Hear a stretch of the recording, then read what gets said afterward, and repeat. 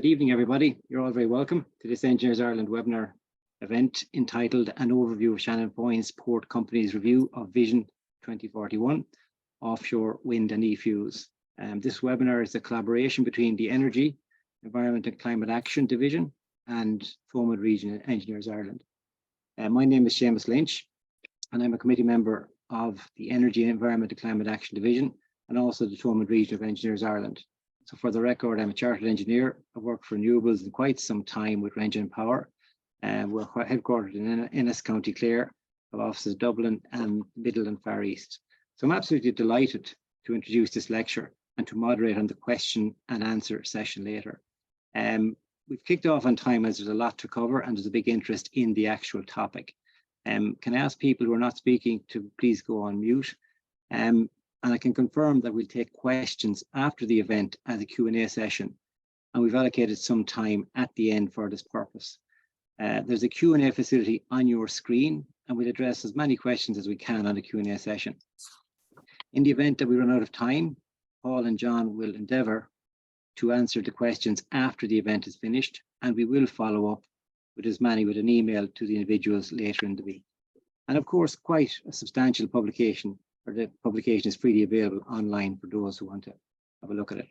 And can I invite you to actually do so, because it's quite a substantial document with a lot of supporting information there. Can I ask also the people who are putting in question would indicate their organisation, just as a matter of courtesy to the presenters who have been so generous with their time. So just to outline the running time for the event, just so we manage our time effectively and finish at 7:30. So first 5 minutes, just opening and housekeeping, that's me, almost done. Then for approximately 10 minutes, we get an introduction to the Shannon Foynes Port and the context of the Port Masterplan by John Carlton. It's great to have John on board for this. Then for approximately 35 minutes, bring us to about 7:20, we'll have Paul Deane presenting us with a review of the Port Masterplan. Paul has a strong focus on energy aspects, i.e. offshore wind and e-fuels. I've spoken to Paul on a number of occasions on this, and I believe the global perspective Paul brings and that the plan espouses is what makes the project so compelling. Then we'll finish with 10 minutes of a Q&A. So I hope to land proceedings at about 7:30. It's our intention to record the event and to provide a link on Engineers Ireland website. That'll be just later on in the week. So without further ado, let me introduce our two presenters. So Paul Deane is a project manager with Bechtel Energy Transition Team. Paul joined Bechtel after graduating from UL in 2002 with a BEng in mechanical engineering. Paul has worked on major energy projects around the world, primarily on gas processing in Saudi Arabia and multiple energy projects in the US Gulf Coast and in Africa and Australia. Paul was also a project manager on the major water desalination project supporting the Los Lembres copper mine in Chile. Paul returned to Ireland in 2019 and has since been involved in multiple energy and infrastructure projects, including Arvia's carbon capture, utilisation and storage CCUS project for Cork and Dublin, and here with the Shannon Foynes Port Company's Vision 2041. Paul is a chartered engineer and a fellow of the Institution of Mechanical Engineers and a fellow of Engineers Ireland. We also have John Carlton, who's the Engineering and Port Services Manager with Shannon Foynes Port Company. John joined the senior management team here in 2005 after a career at sea as Chief Engineer in the oil and gas sector. And in his role with Shannon Foynes Port Company, John manages all capital infrastructure projects, as well as the day-to-day management of port assets, all port operations, stevedoring, and the environmental health and safety function of the business. John holds a BEng in marine engineering, as well as a BA in business management, and is a member of the Institute of Marine Engineering Science and Technology. So I'll hand you over to John. Thanks very much, Seamus, and thank you to the Thomond branch of Engineers Ireland for the opportunity for us to discuss this review of Vision 2041. So I'm just going to start with a very brief overview of who Shannon Foynes Port Company are and what it is we do in the Shannon Estuary. We were formed in 1996 as a result of the Harbours Act as a commercial semi-state body. And that means we receive no exchequer funding, just for the record. And we manage and regulate all commercial maritime traffic that passes through the Shannon Estuary. Our port or our jurisdiction runs from Loophead, Kerry Head at the western entrance to the estuary all the way up to Shannon Bridge in Limerick City, covering about 500 square kilometres of intertidal waters.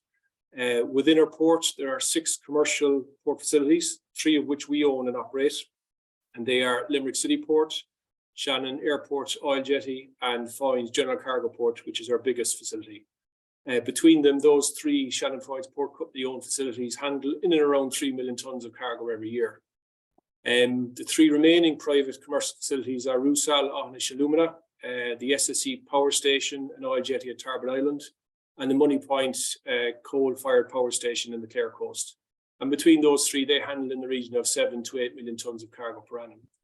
So our role across all of the port facilities in the estuary involves the regulation, the management and the provision of a range of port services, including pilotage, aids to navigation, VTMS systems, towage, dredging and surveying, stevedoring services, estate and facilities management, asset management, including capital infrastructure development, port operations and marine operations. So that's just a very, very quick snapshot of who we are and what we do as a port. So what I'm going to do now, if Paul might just go on to the next slide, is give you a very quick background of Vision 2041, how it came about and what we've achieved to date. So Vision 2041 really was developed back in 2010, or started to be developed back in 2010 in the depth of recession. You know, when we were looking forward of, well, how can we get out of this recessionary cycle? You know, how are we going to be prepared for when the economy takes an upturn? And the reason we were looking so far ahead is that port infrastructure takes so long to develop, you know, anywhere between 7 and 10 years from conception through to delivery. So our original Vision 2041 document, which we published in 2013, had a 30-year time frame, but it needed to, because we're looking that far ahead in 10-year blocks. So just to kind of give you an overview of what we wanted to do, again, we wanted to develop a 30-year strategy effectively to grow our business, focusing on 3 main areas. One was the business opportunities, the infrastructure needs of those business opportunities, and then the environmental consideration wrapped around each of those. And as an outcome of that, it's absolutely certain that Vision 2041 has been an absolute critical component of the success of Shannon Foynes Port Company over the last 9-10 years. And just to give you some indications of how successful we've been, volumes, for example, have grown by in and around 60% since we launched the Vision 2041. Revenues have grown by 30%. Operating margins have nearly doubled. We've embarked on our most ambitious development plan in regards to infrastructure delivered. I know we say 45 million of works in the slide, but in reality, by the end of this year, that's closer to 60 million. And out of that 60 million of work supported, we've received in and around 9 million of EU funding. As a direct result of our 10T status, which is upgraded, we're now a core corridor port on 2 corridors, the North Sea Mediterranean corridor and the Atlantic corridor. And that can't be underestimated, the importance of that to us as a company in relation to our access to funding, number 1, but also 2, how that policy, EU policy, supports then our development plans through planning processes. Some of the other major objectives that came out of that Vision 2041 was to improve access to the port. So access being road access and rail access. You may be aware that on board Penala recently consented the Foynes to Limerick road scheme, and that's still going through. That's the tail end of that consenting process. So that's a massive capital infrastructure project that delivers dual carriageway and motorway network, road network directly to the gates of the port. We also recently announced, Irish Rail recently announced the upgrade or the reinstatement of the Foynes to Limerick rail line, which terminates here at the port. And again, that gives, in the next 2 years as that work commences and is delivered, opens up massive opportunities for the port in relation to connectivity to the rest of Ireland. Another area that was hugely important to us in the original review was Limerick Port. You know, we would have a lot of, I won't say sentimental, but emotional ties to Limerick City Port. It is our oldest port facility, it may be our smallest, but it is hugely important to us culturally. We have a lot of important stakeholders out of Limerick Port, and we developed a Limerick Docklands framework strategy as a subset of Vision 2041.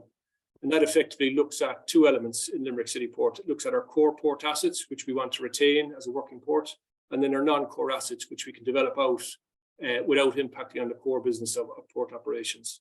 So that's up and running and in place as well at the moment. And across all of that, there's been extensive community support and engagement, which probably wouldn't have happened if we hadn't embarked on delivering a Vision 2041 master plan. The evidence of that, or success of that, is that we have had no objections to any major planning application in the last 10 years. So every application that's gone in has come back as a clean with no objections, which is a testament to the engagement that we've had through the Vision 2041 development. So as I said, just moving on to the next slide, Vision 2041 has been a critical component of our success as a company. So then I suppose, we asked ourselves, if it's so successful, why review it, why change it? Well, a couple of things has come into play. One, we did say at the outset that we would review it in a 7 to 10 year time frame. So that's no, so that's apt. But two, there's also the environmental and energy crisis that we're facing, coupled with the Ukraine war earlier this year. So there's the need and the focus to develop or decouple us from a carbon energy society. So looking at that, it's the offshore renewable energy sector, and in particular the floating offshore sector. So rather than us, which at the time back in 2011, 12 and 13 weren't really on the horizon. They were in their infancy in regards to development. So they weren't really factored into our original Vision 2041 review document. So when we looked at, okay, well, what can we do to see, can we as a port facilitate that opportunity off the west coast of Ireland? What we didn't want to do was reinvent the wheel. We already had a strong, robust, proven master plan document, which was also supported by what's called the Strategic Integrated Framework Plan. And that plan, which we were a founding member of, the steering committee of, was, it brought all the various stakeholders in the region together: 3 local authorities, the port company, the airport, EPA, National Parks and Wildlife, fisheries, etc., etc. And one of the objectives of that framework plan was to identify strategic development lands within the estuary that had 2 key components: 1, significant land banks, and 2, relatively close access to deep water. Now, deep water for us is over 15 meters at the lowest state of tide. So that process, that SIFP process back in 2013 and 14, identified a number of SDLs, namely being Money Points, Ballylongford, Tarbert Island, Foynes Island, Carlton, Aughinish, and the Askeaton Business Park. So the brief that we gave to Bechtel effectively was, no need to reinvent the wheel here, guys. Go look at the SDLs that have already been that have already been adopted by the SAFP.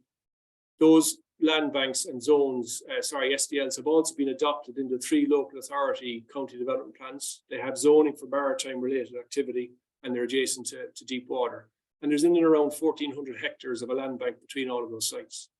So the scope to Bechtel was, go look at these sites, okay? They're there, don't reinvent the wheel. And kind of 3 drivers came out of that discussion of how we can look at those 3 sites. One was delivering offshore wind at scale. And what we were looking at there in particular was, well, how can we as a port, and remember we're a port company, we're not a wind developer, how can we as a port, what can we do to facilitate this opportunity in the estuary and off the west coast? So it's looking at the opportunities that we as a port company can provide to these developers so they can come into the estuary to do their business. The second one driver was green industry and transition. So it's recognizing that while Ireland isn't a heavy industry country, we do have some heavy industry in the region. You look at Irish Cement up at Mungret, you look at Wyatt's down by Askeaton, you have Aughinish themselves in Rusal Aughinish, you have Tarbert, Money Points, you have Kerry Group down in Listowel. So there are some heavy industries within the region that might benefit from having green industry and green fuels within the estuary. And the second opportunity there was e-fuels, green e-fuels. So it's all about route to market, and Paul's going to go into this in more detail than I'm going to go into now. But it was looking at, okay, indigenous green industry and transitioning those industries to green fuels and opportunities, and then exporting opportunities as well. And then the third one, which is obviously very, very important to us, is the expanding diversification and development of sustainable logistics for existing businesses. So how can we grow the port, taking advantage of these ORE opportunities, and also how do we diversify and develop more sustainable logistics, with a particular focus on the Lolo section or containerized section. We are the only tier 1 port in the country that doesn't currently have a container service in and out of the port. We did historically, but we want to get that back. And we think there's a real opportunity for us to get a significant market share of the Irish Lolo business to service Europe and the US. So again, they were tasked with to look at opportunities of how can we support those three drivers. So that's a very, very quick overview of who we are, what we expected and where we came from. So I'll hand you over to Paul to tell you the good news of how he's going to deliver it. Thanks very much, John. So I'll start off and I'll give people a bit of an overview of Bechtel, because when I moved home, and before I left, actually, I hadn't heard of Bechtel. And when I came home, I realized that nobody else here has really heard of Bechtel too much either. But we're a private company. We're 125 years old next year, right? And we're still owned by Mr. Brendan Bechtel, right? So it's a fifth generation of family business. We've been around a long time and we've worked on a lot of projects around the world. We're split into 5 different global business units, and they entail nuclear security and the environment. So there we've built about 80% of the nuclear facilities in the US, and we're currently involved in the new nuclear facilities in the Czech Republic and Poland. In energy, we've designed and built about 1/3 of the global LNG liquefaction capacity, and that was primarily what I was working in when I was based in Texas. And we've what we like to say is we've built enough pipeline to go around the globe twice. So that's a lot of pipeline. More importantly, though, in the energy division, we built Whitegate Refinery in 1959 in Cork. So we've been active in Ireland in energy as well. In mining and metal, we're very active in copper and aluminium around the world. And we've also built Aughinish Alumina in 1980 in Limerick. So we were here back then as well. So any of the major energy projects in Ireland, the really, really big ones, I suppose, we had a hand in it. I think in infrastructure, that's kind of closer to home right now. We have a team of about 70 to 80 people working for the DAA in Dublin. They were involved in the resurfacing of Cork Airport runway as well. They'll be working on that project for the next 2 to 3 years, I'd imagine. It's a big capital infrastructure program that they're working on. But I suppose more famously, the infrastructure projects that we'd be known for is we built the Channel Tunnel and we built the Hoover Dam. So, you know, we've got a long history in renewables, we can say, when we can talk about the Hoover Dam, and we're the only company out of the 6 that were involved in the Hoover Dam that are left going. And then in manufacturing and technology, that's our newest business line, and that is focused on the development of electric vehicles, the development of data centers, and also the development of semiconductor manufacturing. So we were recently awarded Intel's newest fab in Ohio just last week. So that's kind of very good news for the company. So let's move on, right? And we'll talk about the opportunity. So it really is a transformational opportunity. I think John set it out there pretty clearly. When you think about energy in Ireland, you really can't get too far away from the Shannon estuary, right? Obviously, we had Ardnach Russia at the start, right? That was the very first kind of major power venture for Ireland as a country. But we know that we have Tarbert and we have Money Point, you know, they're massive power plants. And we also have probably the largest combined heat and power plant in the country as well in Aughinish Alumina that uses about 13 to 15% of Ireland's natural gas just in that one location. So there's already a lot of industry in the region. And because of that, there's a lot of infrastructure assets that are already there in terms of energy transmission. But what we're looking at now is renewable energy. And what we've got on the screen here is, you know, it changes depending on the different report that you're looking at. But when you see it on the screen, we've showed that there's an opportunity for more than 70 gigawatts within 36 hours towing distance from the port, right, or from the estuary. I'll go into more details about that in a minute, but towing distance and proximity is important because these new structures are massive. They're going to travel at about 4 knots an hour. So you're not going to bring these things all the way from China or somewhere else, right? You really need to build them and integrate them close to the shore. So looking at our study and looking at different available information, and you know, with a fairly conservative approach, we've said, okay, there's more than 70 gigawatts here within the region of renewable energy. And to put that into context from an Irish context right now, we currently use about 6 gigawatts total, right? I think we're about 5.7 gigawatts. That's what we're using as a country. So we got to be thinking differently about what we're doing as an industry. And John mentioned it, right? We're not a big energy country at all. We don't really use energy. We don't have a big industry relative to any other countries, right? So we have pretty low usage of energy right now, but we've got a big opportunity with this 70 gigawatts.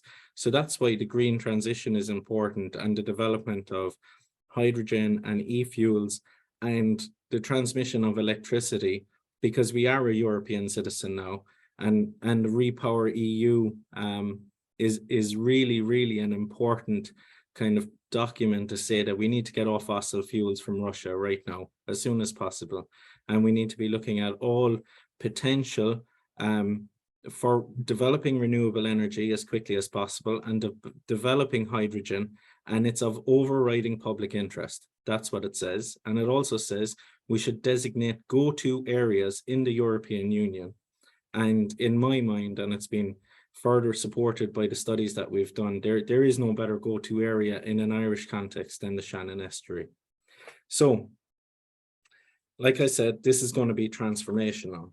And I think the best thing to do with any presentation is start with a pretty picture, right? And so what we've got on screen kind of gives you a big bird's eye view of what we're planning. And so on the right side of your screen, what you'll see is the new Foynes Deepwater Port, okay? And so that's on the outside of the Foynes Island.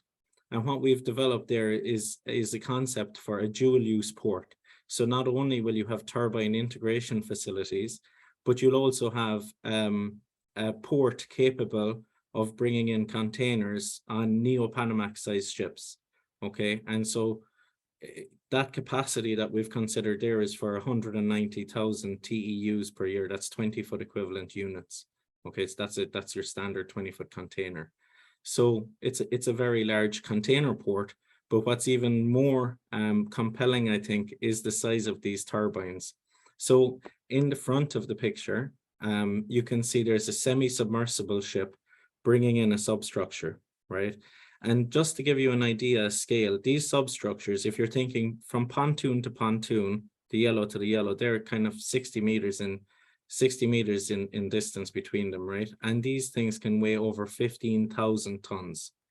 Right? They can be assembled out of concrete, or they can be fabricated out of steel, and they can be shipped in to the location. But what's important is that they're stored in what's called wet storage. So that's where you have floating storage.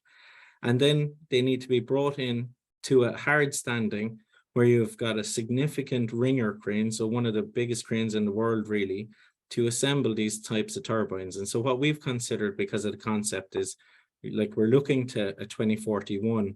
So we've taken what is the latest technology right now, and the latest technology is looking at 15 megawatt turbines. So these turbines are 200 meters high, right? So each one of these, if you're familiar with the Shannon Estuary, each one of these turbines is the same height as the chimneys at Money Point. Okay, and so that's incredible, right? If you have an idea of that scale.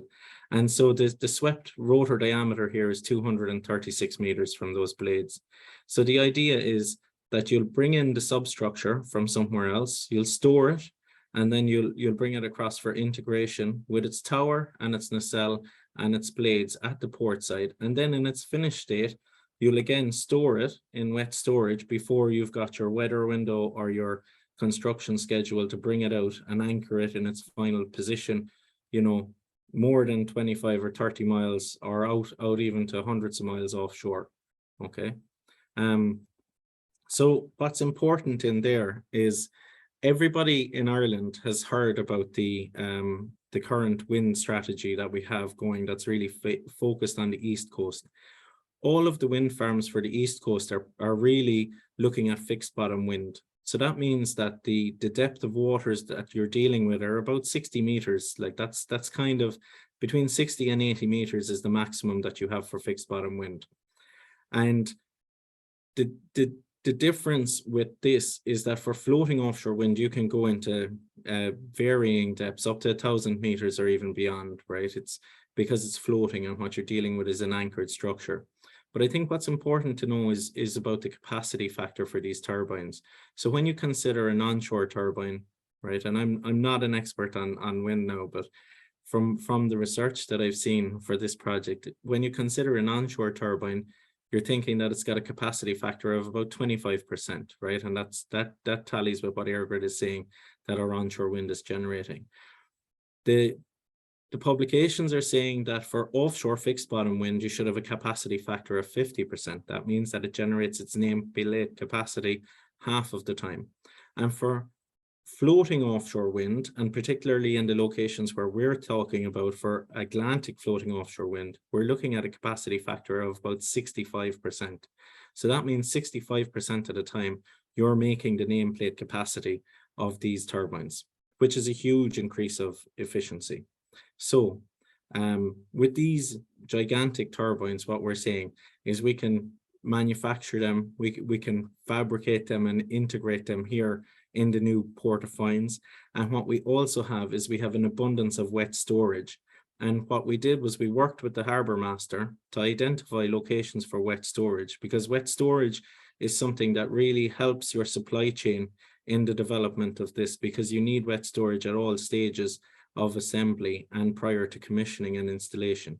And in the Shannon estuary, we've more than 280 hectares of wet storage available. So that's incredible in not just an Irish context, but a global context, because we have a protected estuary where these things can be stored. Obviously, there's going to be a visual impact from that, and that needs to be considered.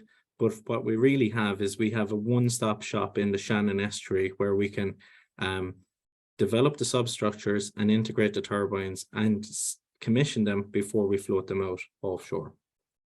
So, and I'll remind you, if you have any questions, you drop them into the Q&A portion of the Zoom call. Okay. So what we did was to kind of get a bit of reality to the situation when we're looking at the planning scenarios, is we developed 3 scenarios. And we said, okay, we're going to look at the low, medium, and high scenario, and we're going to focus on 2050, because 2050 aligns with the Irish Climate Action Plan and the European Climate Action Plans.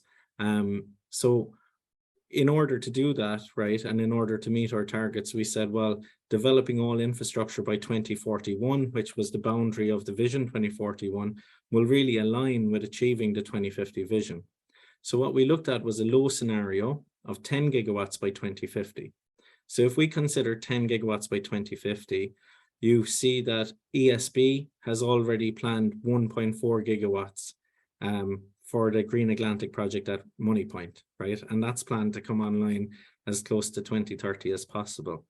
You know, then Simply Blue and DP Energy and all the other companies, we're already got plans in the offing for close to, you know, I would say 5 gigawatts off the West Coast right now. So 10 gigawatts is definitely achievable. And what we're talking about is all of these have the same starting point, which is about 2028. And that means all scenarios are dependent on the development of this port. And because it's major infrastructure, the development of the port needs to start now. So in fairness to Shannon Foynes Port Company under John Carlton, they're working on the planning application right now to get this port built as soon as possible. So when we're talking about 400 megawatts a year from 2028, that's 25 to 30 turbines a year. So that's, you know, 1 turbine every 2 weeks. That's not insignificant. That's a big amount of construction. For the medium scenario, we're considering 20 gigawatts by 2050, right? So that's a significant jump. And what I'll ask you to notice is have a look at the red line, the gigawatts installed per year, right? And what that is really is that represents capital infrastructure spending, okay?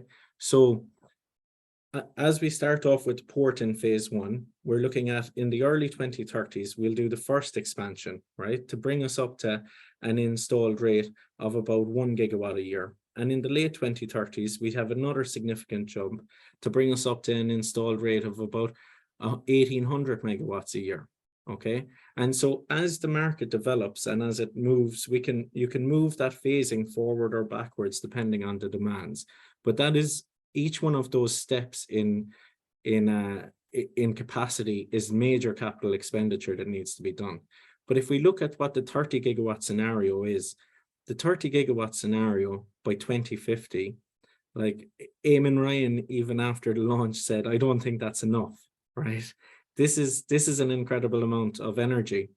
But if we think about what we need to do as a country, it's probably not wrong that we need to be looking at that. And we don't just need the Shannon Foynes Port to work on this, right? We need all of the ports in Ireland and all of our resources in Ireland to be focused on this renewable energy.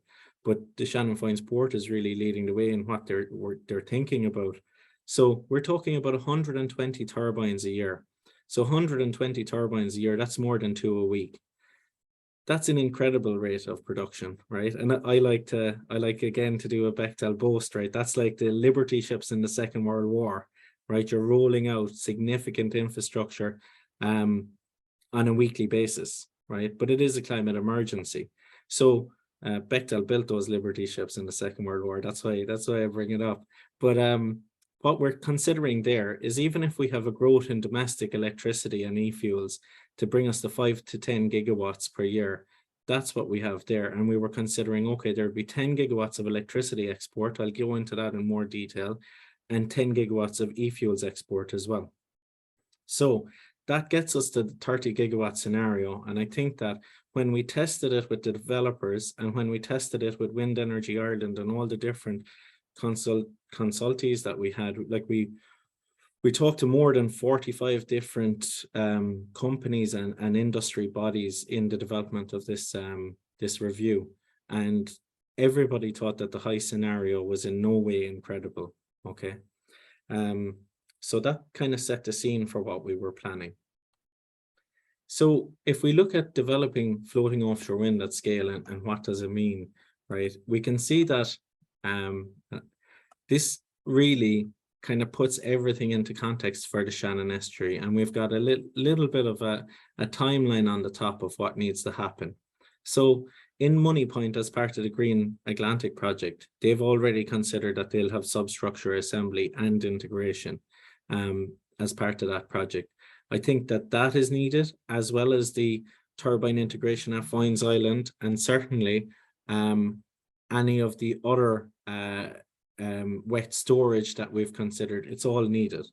What's obviously going to be needed as well when these are in operation is we're going to need an operations and maintenance base somewhere in the estuary, and obviously Foynes Island Foynes is the perfect place for that, where you would locate operations and also you would facilitate crew transfers. And because of its proximity to the new road and also to the rail and the proximity to Shannon Airport for international crew transfers, it's an ideal place. One of the SDLs that we haven't talked about is Carlton, and that's across the way in Clare. And there's a huge amount of land available there with deep water. So what we were considering there is that it would be a fantastic place for blade and end-of-life facilities in that location. So look, it's really obvious. The times are changing. We're in a huge period of innovation. It's said that 50% of the technology that we need for net zero by 2050 doesn't even exist yet, right? So we're in a really moving target all of the time. And I think that it's a great location for an innovation center, that we could develop an innovation center with the universities of the region and look at developing new, maybe blade manufacturing or any part of the supply chain facilities there in Carlton. One thing that I haven't spoke about yet really is the electrical infrastructure required. And when I'm talking about that, that's the offshore electrical infrastructure. So when we look at it, you know, these wind farms, they'll each have multiple substations, offshore floating substations, and they'll typically be, you know, in the order of 500 megawatts or something like that, right?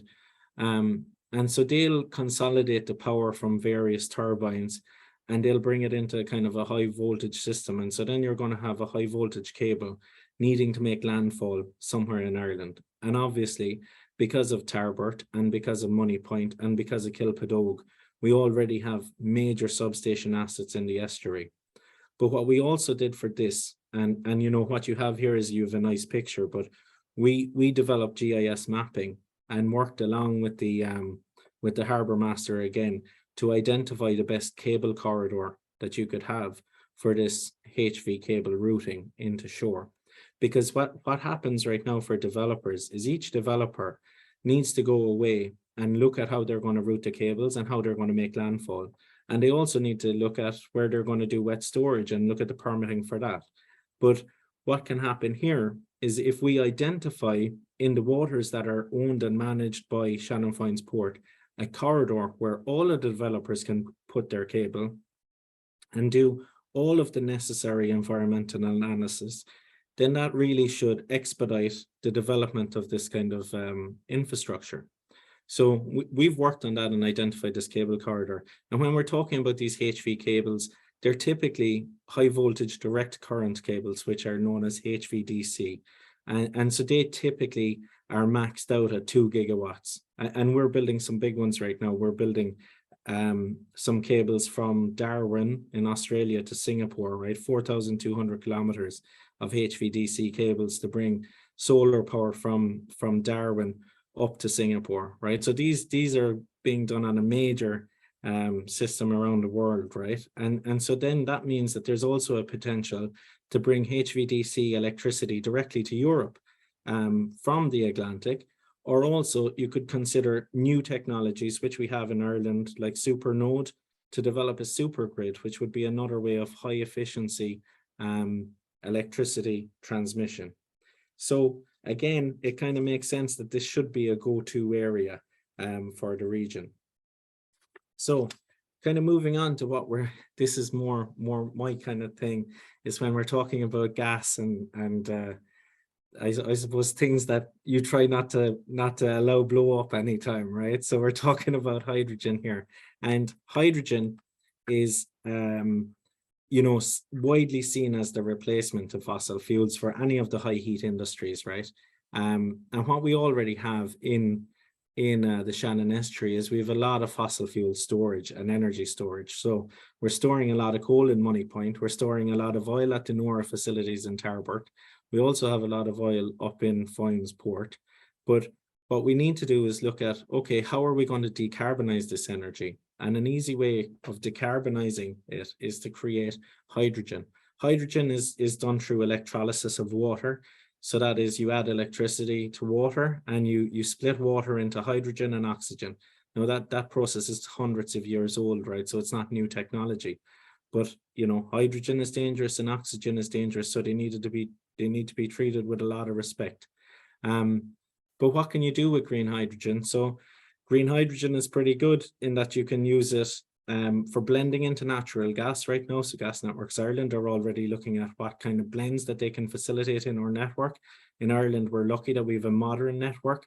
So it's mainly made out of polyethylene. So you don't have the leaks that you would have in a traditional metal network, because the problem with hydrogen is the molecules are so small, it can leak through pretty much any flange that you can design, right? And that's why the Artemis rocket is delayed all the time in NASA, right? Because there's hydrogen leaks. So you can use it for energy directly. You can direct fire it in power plants. There's not an abundance of hydrogen to make that efficient right now, but people are looking at it. You can use it for fuel cell electric vehicles. So heavy goods vehicles now are looking very closely at using hydrogen. So general transport, but particularly heavy transport like trucks and buses, there's really good probability that hydrogen will be the future there. You could also use it for blending in CHP plants as a standard gas. But what else can you do with hydrogen? So if you add nitrogen to hydrogen, you make ammonia, and that ammonia can be used for fertilizer. It can also be used as a means to transport hydrogen over long distances, or it can be used as a ship fuel, which is being looked at right now. And then if you take hydrogen as well and you add CO2 to it, then you make methanol. And methanol is widely seen as the new kind of solution to net zero shipping. So it's seen as the new fuel for large scale transatlantic shipping around the world. And then that's kind of closely related to making sustainable aviation fuel as well. So, you know, we put down e-methanol on that block there, but that's actually designed as well for a sustainable aviation fuel plant. So what did we do? While we were doing this report, the Irish government conveniently came out with a 2 gigawatt target for hydrogen by 2030. And that's brilliant, right? That's kind of the gigawatt scale that we need to be looking at. And Bechtel, we're working with multiple parties in the USA and in Chile, working on the development of green hydrogen facilities at the gigawatt scale. So really, you need to be thinking about a gigawatt scale to move the needle in this kind of context. So what I did was I said, okay, let's throw in 4 gigawatts in here, right? Double the government's proposed target. So we have 2 gigawatts that you see in green for the green hydrogen electrolyzers using the current technologies that we have right now. But I also have a future space for expansion for another 2 gigawatts. And we've provided a green ammonia production facility and a methanol facility and all the associated water treatment, because this is heavy on water, right? You're probably going to need 20 kilograms of water for every kilogram of hydrogen, right? And that's you'll find documentation that will tell you that it's less, but in general, with the inefficiencies, that's what you need. But we've also considered for marine exports, we've considered for ammonia storage and hydrogen storage, and we've also considered for gas blending, because if the Shannon Technology and Energy Park goes ahead for New Fortress Energy right there in Ballylongford, then the gas network is going to be extended up to that point. So it's an ideal place to do gas blending into the network. So it's a pretty good plant, but that's the scale of these plants, right? We're taking the whole area of land from Ballylongford up to Tarbert to fill out this 2 gigawatt scale plant. And there is no plant of this scale in Ireland at all. And there actually isn't in the world right now either, right? There's no gigawatt scale hydrogen facility, green hydrogen facility yet operating in the world, but there's plenty of them in development, and there's plenty of electrolyzer factories that have been announced this year. So what does that do? That gives us a kind of an ecosystem that we haven't thought about before, right? So John told you about the new dual carriageway that's coming directly into the port, right? Well, if we've got a new port bringing in cargo with containers, and we're going to have more truck traffic, well then let's fuel all that truck traffic on hydrogen. So you immediately decarbonize that transport system. And you can, like I said, you can also use that hydrogen for fueling buses in Limerick or any coaches running from Limerick. And you can use that hydrogen to create sustainable aviation fuel for use in the Shannon Airport, right? We're using over 100,000 tons of jet fuel in there every year. So there's a good market there already. We've got the CHP plants in Askeaton, in Wyatt Pharmaceuticals, and in Ahanish, and also in Listowel, where we could run a blend of hydrogen. We've got Moneypoint and Tarbert, which could be eventually repowered using a blend of hydrogen or even direct hydrogen, depending on the technology and depending on when they get repowered. You also have, what I think is very, very interesting in terms of a circular economy, is you've got the cement plant in Mungret, and John mentioned that earlier as well. That is a serious emitter of carbon, and no matter what you do with fossil fuel replacement, cement plants, Portland cement plants that we currently have, will generate carbon and will release carbon. So it's a good idea maybe that we capture that carbon and we recycle it into methanol, or we recycle it into jet fuel. So you create a circularity right there. But what needs to happen is, and it kind of goes beyond the kind of concepts that we've put here, is not only is it a good idea to have all of these plants, but we need to be thinking about utility corridors there. Where are we going to run all the pipelines up and down at either side of the estuary, and where are we going to be running all the fiber optic cable, and where are we going to run all the electrical transmission grids, and then where are we going to house all the people, right? Because you don't want to house them near the pipelines, you know. So we need a kind of holistic planning approach on all of this. But really, what we can also do down here is data centers, because what we have is we've uncongested grid, we've an abundance of power, and then we're going to have an abundance of hydrogen, where you can run backup generation. So you'd have completely clean and carbon-free power generation and carbon-free data. So it really is kind of a good area for data centers if we could bring in a transatlantic fiber network in there too. So moving on to the third driver is the port development. And so John mentioned it already, the road and rail are absolutely key. But you know, there's 180 hectares of available space in there for development right now. But I think what's also worth considering is that right now, the majority of containers in Ireland come through Dublin Port, right? Everybody knows that the traffic in Dublin is a serious challenge, right? And so the port is at the end of Dublin. So every truck has to go all the way through Dublin to get there. Obviously in Foynes, when we're going to have the new road, you're going to have a uncongested route into the port. And we're also going to have rail. So it changes the market on how you're going to move boxes around if you want to use containers on rail. But what's also worth knowing is that Dublin, where the majority of our containers are, is I believe the third or fourth most expensive place in the world to have warehousing facilities. So we're all paying for that, right? Anything that we have in Ireland that comes in on a ship and has to spend time in a truck stuck in traffic in Dublin, or spend time in a warehouse, in an expensive warehouse in Dublin, we all ultimately pay for it. So why not rebalance the national supply chain and put a bit more containers on the western seaboard and into a place that's uncongested and is also within 2 hours of Cork and Galway and Waterford, and about 75 to 80% of Ireland's GDP is within 2 hours of Foynes Port. So it's a different way of thinking about it, right? It's rebalancing the island away from being Dublin centric to look at the western seaboard. What's also worth mentioning here on this slide is that we've shown the phases of development, right? So these phases match the red steps in the lines that I showed you earlier on our planning scenarios. So you can see how we're just developing the quay wall at various stages. So we've got more capacity for turbine integration and still maintain our capacity for the Neo-Panamax ships. So to kind of give you a better view of how that looks, I think it's important to consider here, it's always going to be a dual use port. So we've got the unitized traffic here with our cargo, but we've also got our integration facilities. And obviously this is a moving target. So we've used two different technologies here for substructure. You can see one is the principal power idea, so that the tower is mounted directly on one of the pontoons, and then the other system where the tower is mounted centrally. It's a moving target, right? None of these are really in operation right now commercially on a large scale. So the technologies are converging on what the right one is. It's also important to mention for these ships, right?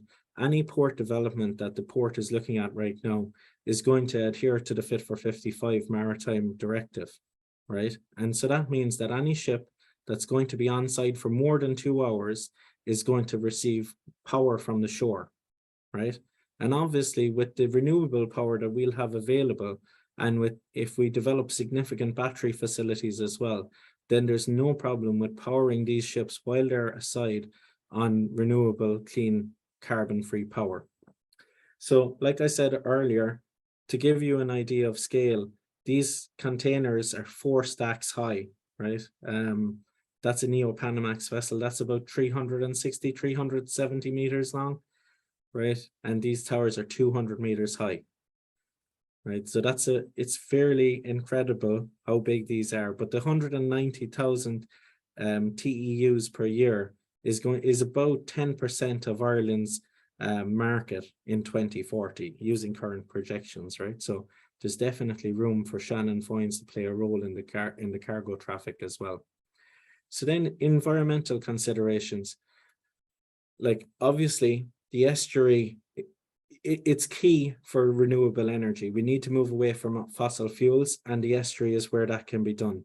There's going to be big projects done, but big projects can be done sensitively, you know, around the world, right? We've built stuff in the Great Barrier Reef and different places like that, and really ecologically challenged places, but it can be done sensitively and properly. And And so we need to get working on that now, because it's key that we do it to replace the fossil fuels. I said there's going to be a visual impact that needs to be considered and understood by people, and the sustainable or the simultaneous development of large capital projects always has an impact on communities in terms of housing, in terms of school, in terms of utilities, water and power, and general amenities as well. But you know, it'll probably be a bigger boom for Limerick hurling if there's more people living in the region as well, which we probably don't need any more support for that. So just to go on there for the final kind of summary slide is, we're talking about expanding the current port, right? We're going to have the road and rail come in there. That's going to decarbonize the existing port infrastructure, right? We can have hydrogen powering the trucks that's coming in there as well. And we can have new container traffic and new warehousing at a less expensive rate than the other places in Ireland. We're going to develop the dual purpose Foynes Deepwater Port, and John and his team are working hard on the planning for that right now. We've identified a cable corridor in the estuary. That for me is a go-do for the Irish government as well, because that kind of work facilitates the developers, makes life easy for the developers to come along and put their facilities out there. The green hydrogen concept for Ballylongford, it's a plant of that scale that we need, right? You know, we need to be thinking on what can we do to deliver energy for Europe. When we think of it in 2050, according to the European Hydrogen Backbone, we're going to have a deficit of 111 terawatt hours a year by 2050. And that's just for Germany and Belgium. So they need all the hydrogen that we can produce. And they've already had meetings and come to Ireland and met with our government and come to Foynes and met with the people there to say, how soon can we have hydrogen? So we need to be thinking in a European context, because we're European citizens and we have the abundance of energy that we can help the deficits there. We talked about the road and rail and how important that is. And we talked about the Green Atlantic at Moneypoint. And then there's obviously significant opportunity for Carricon port facilities. It'll take significant infrastructure spend again to develop the port facilities there, but the deep water is there. And like I said, it would be an ideal place to locate blade manufacturing or blade recycling or some kind of innovation center in the future. So really, in summary, and I'll repeat it again, this should be a go-to area. It's going to create a massive opportunity, thousands and thousands of jobs, but it needs some real planning to go around all this development. And I think the first step in it all is the development of the Deepwater Port in Foynes. So with that, I'll hand over, and I'll say maybe one thing first, the full report, this is the full report, right? It's 150 pages. It's available on the Shannon Foynes website. So I don't know if you can see, this is the main website. So it's under strategic plans and it's under Vision 2041 strategic review. And so what you have there is you have this 148 page document, right? That's the full report. So if you ask us any hard questions, we might direct you to the report if they're already in there. But it also has this nice brochure, right, which gives you how it's all put together, right? The strategic review, and it summarizes it into the 3 drivers. Okay, so floating offshore wind at scale, green industry and transition, and expanded and more diversified logistics. So with that, thanks, John, for the great collaboration we had while we were working with you on the port. And thanks, Seamus, for allowing us to present tonight, and to Engineers Ireland and the Thomond region. And thanks to everybody for your time as well.